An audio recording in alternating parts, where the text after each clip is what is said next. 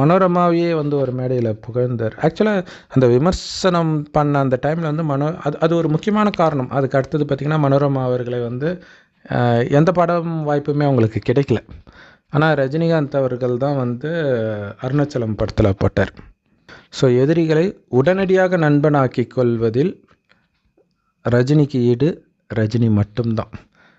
அதாவது இவர் எதிரியாக நினைக்காமலே அவங்களே எதிரியாக நினைத்தாலுமே கூட, அதேமாதிரி மன்சூர் அலிகான் வந்து ஆரம்பத்திலாம் ரஜினியை தப்பாக பேசிகிட்டே இருப்பார் படங்கள்லையுமே கூட. ஸோ அப்போவும் பார்த்திங்கன்னா ரஜினி அவர்கள் தான் படையப்பால் வாய்ப்பு கொடுத்து, அதுக்கப்புறம் பார்த்திங்கன்னா மன்சூர் அலிகான் ரஜினி தப்பாக பேசுகிறதே கிடையாது. அதேமாதிரி சீமான் அவர்களும் அரசியல் வந்த உடனே வந்து ரஜினியை தான் டார்கெட் பண்ணிகிட்டு இருந்தார். அதே மாதிரி டைரக்டர் வேலு பிரபாகரனும் பார்த்திங்கன்னா ரஜினியை தான் கண்ணாப்பின்னான்னு திட்டிக்கிட்டே இருப்பாங்க. ஸோ இப்போ இந்த திட்டின அத்தனை பேருமே ரஜினியை புகழற அளவுக்கு ரஜினி அவங்க